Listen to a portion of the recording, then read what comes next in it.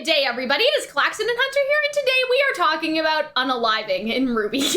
Okay? That is what we're going to call it here today. Sometimes they're unalived by other people. Sometimes they unalive themselves. Yes, and so that is what we are discussing today. We are discussing death in RWBY, character death, all of that fun stuff, I guess. If you enjoy RWBY videos, you should subscribe, join the Discord server, support these videos on Patreon, all that, like, funky, fresh stuff. Okay, and so let's talk about this, okay? Because this has been something on my mind since Hazel, but there's a post on the RWBY Critics subreddit, and before you leave, okay, just, like, you know, listen. So there was a post on the RWBY Critics subreddit where they were kind of saying how, like, death hasn't felt oomph in a while. You know what I mean? They basically said that death is just kind of there in RWBY and that it's not like felt as much in RWBY anymore. And I think at least for us, there are some exceptions to this. Like there's the Pyrrha and then there's Penny. Yeah. But both there times have been, you know, some times where I'm just like, what are they doing with this? I guess he's unalive now. So I feel like that was actually like a very interesting post because they were basically asking like what makes a good character death. And so I guess that this is our first, like not our first, we've done other RWBY criticism video, but this is like, you know, the first like RWBY criticism where we video. know what we're talking about. Yeah, exactly. And not just blowing hot air. Oh boy. And so yeah, like I think that this is a very interesting topic for the reason that it involves so many different factors, right? Like you have the acting, you have the writing, you have the music. Like there's so many factors that basically like come into play when we are talking about like what makes a good character death versus a bad character death. But here's what I think is kind of lacking in RWBY specifically, because it's not the music, right? Like writing, I'm not going to talk about that. You guys may think something of it. I don't think that in particular is the problem.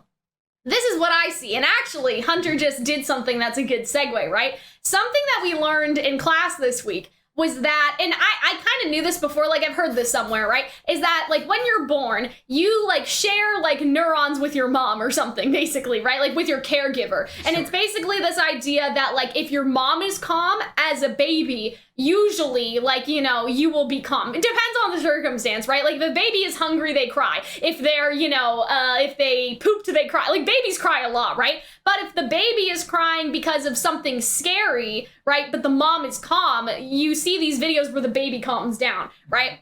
So obviously, like, you can't just stop a baby crying by, like, just being perfectly calm and still most of the time. But if it's not, like, you know, the hungry or pooping or something, right? Like, if it's, like, fear, they will mimic their mom's reaction. So if the mom is calm in a scary situation, the baby will, like, go back to being happy, basically. Or, like, you see these videos of a baby crying, but then the mom is happy. And so the baby basically starts to mimic the mom after that point, right? And as adults, we kind of lose that a little bit. But, like, you just saw Hunter yawn. How many of you guys yawned just now, right? Some of you may not have, right? But some of you may have seen Hunter yawn, right? Which is why Hunter did it, we'll say. It's not sure. It was not because I'm sleepy. Exactly. Not because she's sleepy or anything, right? You know, but that being said, right, as we get older, we lose some of that, but we also retain some of that, which is why a lot of us, if we watch something where a character is crying or a person is crying, we will start to cry. Like, how many of you have watched a YouTube video from a content creator where they are informing you of, like, something sad happening, like their parent has passed away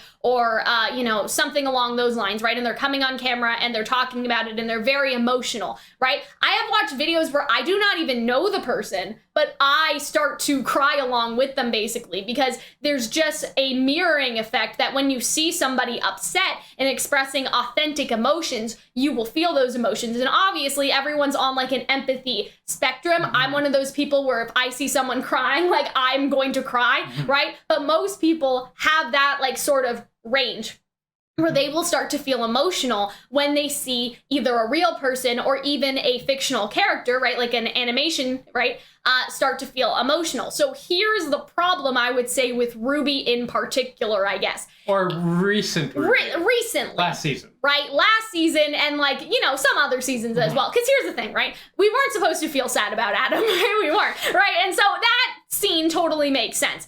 But there have been other character deaths, and this is why I bring up Hazel, right? I think the biggest problem with Hazel was the vaguity of it, right? The fact that he basically poofed, and no one really, like, Emerald had a Hazel, like, you know what I mean? She had that sort of thing. I don't even think she may have cried like a tear. She just looked at like an ash, a scorch mark on the ground. But she wasn't like, you know, she wasn't pounding the ground. She wasn't like crying. And obviously, you don't want to be too over the top, right? And so I didn't get to bring this up in class, but I talk about this in my other videos when we talk about philosophy stuff, right? There is like Aristotle's philosophy about vice and virtue, right? This won't be too much of a tangent, don't worry. But vice is basically, for example, cowardice. Cowardice is a vice, but overconfidence is a vice. You need somewhere in the middle, right? You can't be arrogant, but you also can't be a coward. Or like you can't be, basically like I think he uses an example of like, you know, inaction, right? And that's like Hamlet's problem, for example, in Hamlet. You can't be passive, but you can't always be aggressive. You know what I mean? You can't always be like, right? And so that's like, you know, there's a middle ground. And so with Emerald, right, I don't want her to overreact, right? I don't want her to be like screaming and crying and like hitting people if she doesn't feel that.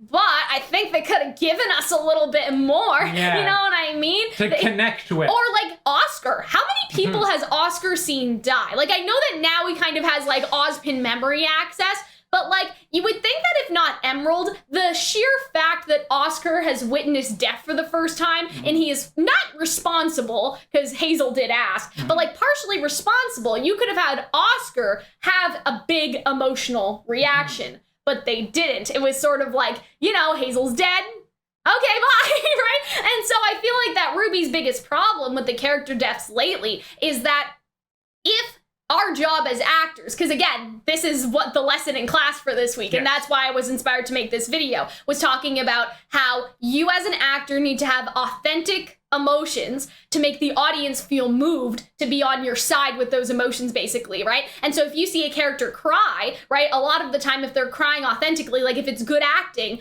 or I guess if it's a good pull of that authentic emotion that they're putting into the character, usually you will also like cry as well. That's kind of like, you know, again, the neurons mirroring. The example that I just thought of is, I guess spoilers for Full Metal Alchemist Brotherhood, but there's a bunch of emotional scenes in that show, but the biggest one for me is it's Hughes, right? Hughes is the character that dies, and they have the funeral for him, and the kid is the little girl is crying and saying, "When will Daddy come home, Mommy?" Right? And they're all crying, and then the guy says it's a terrible day. The guy, it's oh gosh, what's his name now? The fire guy, the fire commander. Mustang. Yeah, Mustang. I think Mustang's the one who says that, right? And he puts his hat on and says it's a terrible day for rain, and he starts to cry. It may have been another character, but either way, like think about how emotionally impactful that scene is, because you have the little girl, then you have the, you know, the fellow, like, people in the army, and then you also have, like, you know, his wife also, like, being emotional in that scene. And so when you think about a death like that, right, you have, like, little kid is too young to know what's going on, that hits, right? You have it's a terrible day for rain, and this man is crying. Like that, I remember crying during Full Metal Alchemist during that scene, because everyone being so emotional really, really got to me. And so think about that, and then think about Hazel, okay? Right? Like just think about the difference between everyone having this big emotional moment where they are all sobbing over him, right? I'm not saying that they need to sob over Hazel. They didn't know Hazel that well, but like, Emerald's reaction is not as fulfilling as I think like those sorts of like death scenes, right? Now we get into characters like Watts and Ironwood, right? And I don't think this is kind of the Adam thing. Are you supposed to feel sad that Watts died? I feel like there's something. He's supposed to be shocked and frightened. Yes, and so him banging on the glass of smoke, I think that's frightening and shocking. I just think though that there was the option to make it sad as well. Sure. Like you could have seen Watts' face and he's crying and really felt that, because a lot of people probably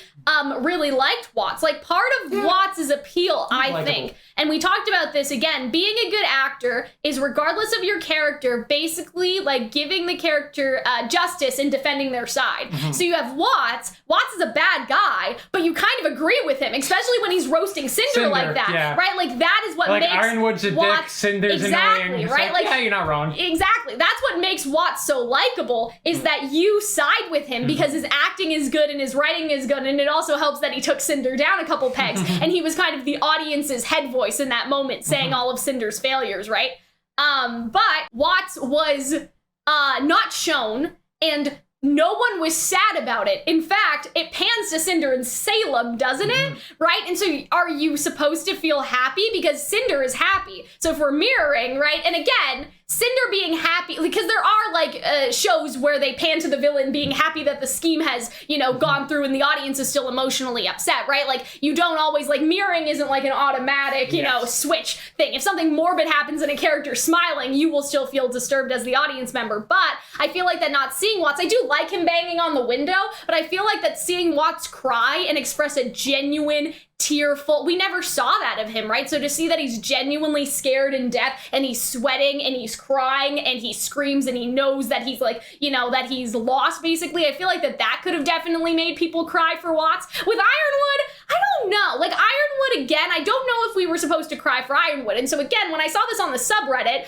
I was trying to think of like, I know that people are saying that death is kind of there, but at the same time, are these deaths that we are supposed to feel emotionally resonated with? Because I don't know if we were supposed to cry for Ironwood, to be honest. I think you're right about Hazel, and yes. I think to an extent you're right about Watts, but when I think of characters like Calxiyn and Ironwood... Yes, because Jacques is another one where you could say that none of the characters had an emotional reaction to him dying, right? And his kids also don't, so because they don't know. So him dying is no longer about other people, it's about himself. What can you get from Ironwood? Because when I think about Ironwood and Watts, I think of they never chose people, they only chose themselves. Yes. They were able to throw people away. I think that's, I guess, people. the argument that I would make. So when they die alone, it makes sense. Yes, it makes sense for Ironwood and Jacques and Watts to an extent to have died alone, but I still think, with Jacques, we weren't supposed to feel bad for him, and so I guess that's the argument I would make. I'd be concerned if someone...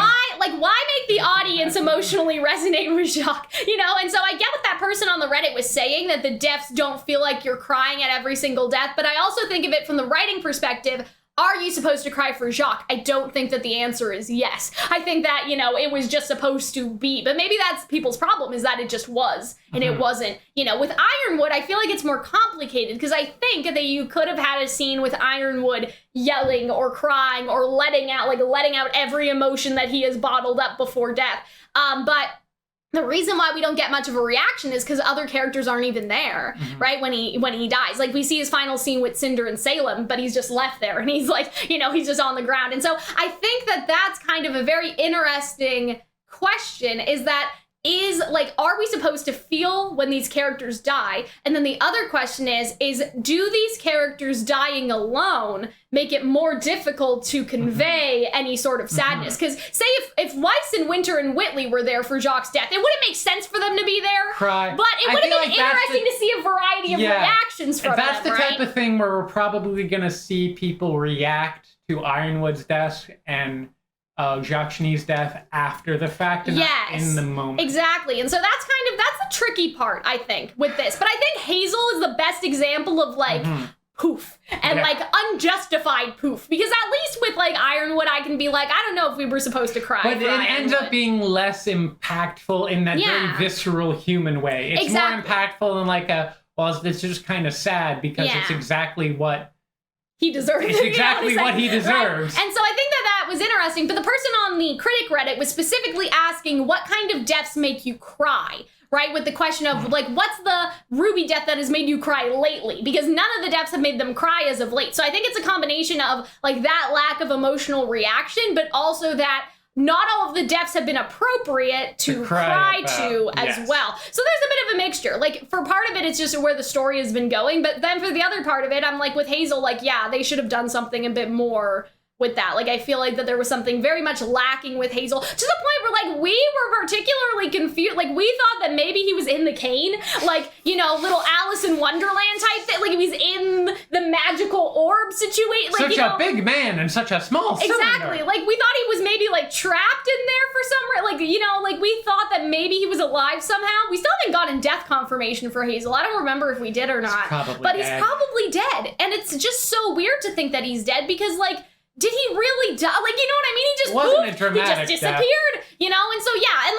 even going further, Adam, you weren't meant to feel sad. It was more meant to be he got stabbed and then he sort of went, oh, as if he oh, and I think this is foreseeable. And I think with for now, you could make the argument for Raven having an emotional reaction, but also also, I think Vernal gave a very good facial expression in that scene, if I remember correctly, right? That made you be like, oh my god. But I think that Raven, the problem is with Raven's character specifically, is it's like, why would she show Cinder flat, you know? any weakness, right? Like in that moment. And so I think that like... But they had a little tender moment, like she closed her eyes for her. Yeah, so that was very emotional as well. I think the best examples of like emotional like resonance, if I can think of them, is Ruby screaming when Pyrrha dies. Yes. The Penny scene was more of shock. Like I think some people cried for sure. I think both Penny deaths were I'm saying the first one. Like the first one, I don't remember. Because it has what you want. She's kind of torn apart, and then you see the reactions of like... And I don't remember Ruby people looks terrified. Crying during that scene, but I do remember, like... You weren't watching Ruby with everyone else. I don't mean people, like... Yeah. I know Arnold cried when he watched it. I'm saying, like, in terms of the characters. I don't remember the characters crying for Penny, but I still think it was equally shocking. I feel like it achieved a cry shock versus, like, a cry...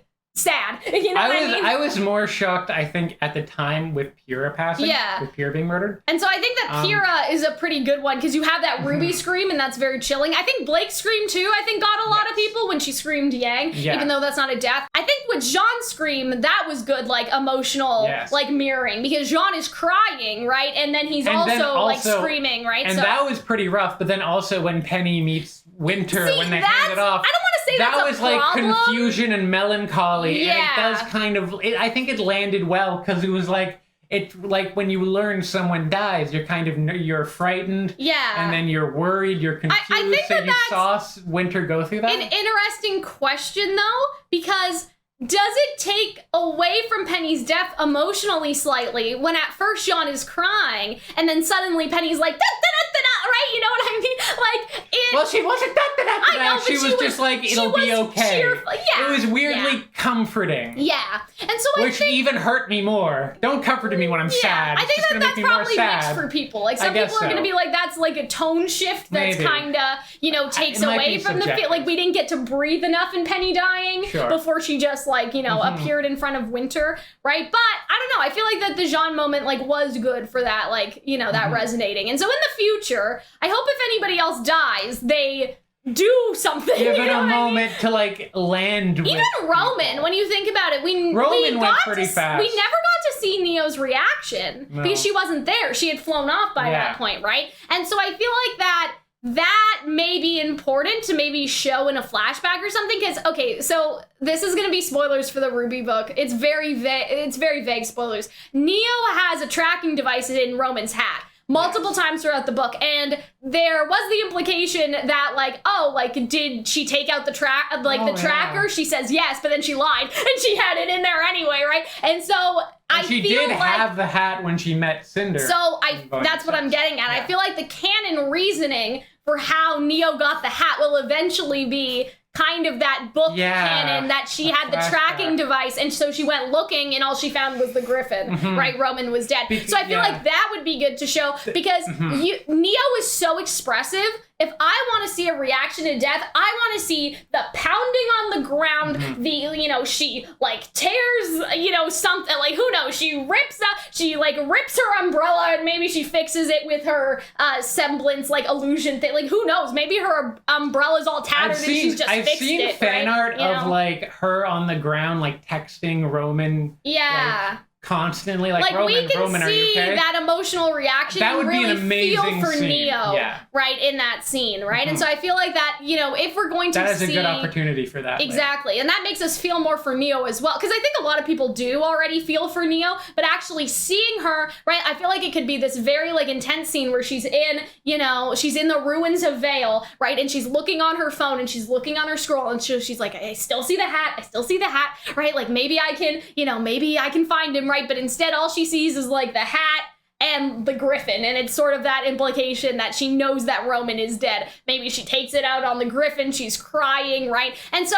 she does make noise in the book, so she could even scream even though she does not but then you would have to, I wonder who gets to be the person who gets to do the one Neo scream, right? Because she makes, she giggles, I think, at one point. So I think that she just doesn't speak, I think they described silent giggles. Yeah, I don't know. And so I feel like that you could do a lot. Or her making very guttural noises. And so I feel like that you could have something very raw and like real with that. And so I just hope that the deaths improve because I think that Hazel was very strange. Out of context, the phrase "I hope the deaths improve" is really fucked up. But yeah, when you think about it. Because the Hazel thing again, like I don't know. I just feel like Hazel made such a sacrifice, Yeah. and nobody gave a shit. I think it was. It was more like it was front ended. Like that whole thing of like no one else dies was meant to be the dramatic thing. Yeah, and I not guess the end. But like, what? I don't know. I feel like you could have done something interesting with Oscar being like, I just accidentally killed a man. Oopsies. You know what I mean? I'm sure the new season will be oops, new trauma. Exactly. So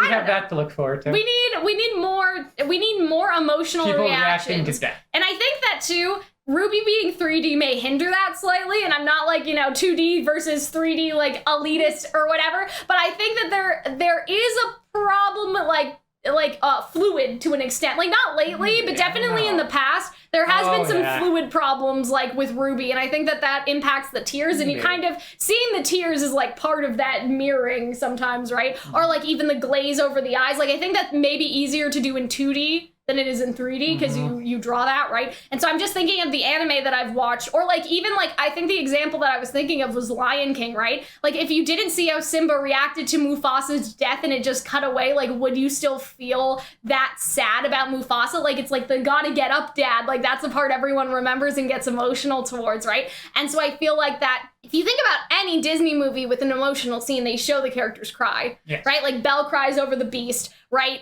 Even like Rapunzel and Flynn Rider, like you see her cry. And well, Disney has the good tears, okay? Disney has the good 3D tears, even though that's in 3D. That's Walt money. Right? That's Walt money for those tears, right? And so I feel like that, I don't know, maybe just a little scene study. Maybe look at all the Disney deaths, and maybe that could help with the RWBY one a little bit, because I feel like that there was more to do with Hazel. So I guess in conclusion, yeah, the Hazel death was bad. But I feel like that the other deaths, I will defend them on the basis that you are not supposed to cry. But it'd be interesting to see them try their hand at more reaction. Yes, exactly. Because I would like to see, I would like to see it basically. And I think that, like, to their credit, when RWBY finds out Penny is dead, hopefully we'll get something, right? Like, because that was people's big criticism too, that RWBY didn't have much of a reaction to Penny being back. Right, that she seemed almost stunned, and like she didn't she wasn't overjoyed. She wasn't she wasn't emotional like to the extent people thought that she was. So I think that now